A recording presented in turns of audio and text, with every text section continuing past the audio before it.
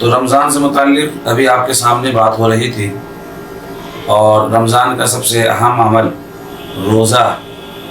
روزے کے بارے میں بھی بہت مزید باتیں آپ کے سامنے آئی ہیں کہ روزہ جو ہے اللہ تعالیٰ کے قرب کا بہت ہی آسان ذریعہ ہے، اور اپنے اندر تقوی پیدا کرنے کا، اپنے اندر تقوی اور احتیاط اور پرہیزگاری پیدا کرنے کا سب سے کامیاب نسخہ جو ہے وہ روزہ ہے۔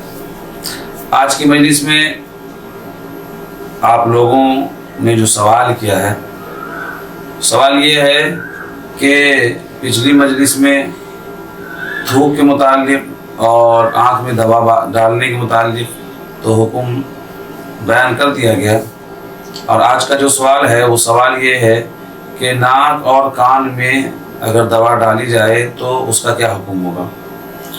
تو اس سلسلے میں مسئلہ یہ ہے کہ ناک میں جو دوا ڈالی جاتی ہے وہ دوا اندرونی راستے سے وہ حلق میں جا کر کے ملتی ہے۔ اسی طریقے سے کان کے اندر جو دوا ڈالی جاتی ہے وہ پردے سے ٹچ کر کے وہ بھی حلق تک پہنچتی ہے۔ تو اور حلق تک پہنچنا کسی بھی چیز کا روزے کے فساد کا ذریعہ ہوتا ہے، اس سے روزہ جو ہے فاسد ہو جاتا ہے۔ تو ناک میں ڈالی جانے والی دوا اور کان میں ڈالی جانے والی دوا، ان دونوں دواؤں سے روزہ جو ہے وہ فاسد ہو جائے گا، روزہ ٹوٹ جائے گا۔ تو اگر ہم نے ناک میں دوا، روزے کے حالت میں ناک میں دوا ڈال لی ہے، ہمارا روزہ جو ہے وہ ختم ہو جائے گا، ٹوٹ جائے گا۔ اسی طریقے سے اگر کان میں دوا ڈال لی ہے تو ہمارا روزہ جو ہے وہ ختم ہو جائے گا۔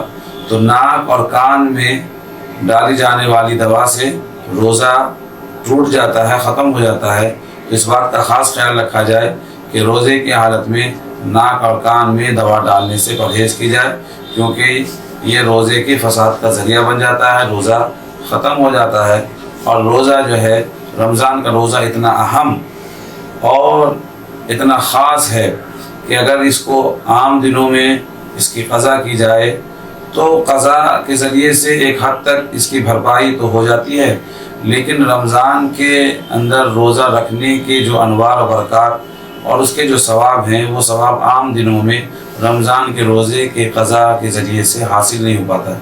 تو کوشش کریں کہ رمضان میں روزہ رکھیں اور پورے آداب کے ساتھ رکھیں، اور احتیاط کرتے ہوئے روزے کے عمل کو پورا کریں۔ اللہ تعالیٰ ہم سب کو اس بات کی ہدایت و توفیق دے کہ ہم سب اپنے روزے کی حفاظت فرمائیں کریں۔ آمین۔ وآخر دعوانا الحمدللہ رب العالمین۔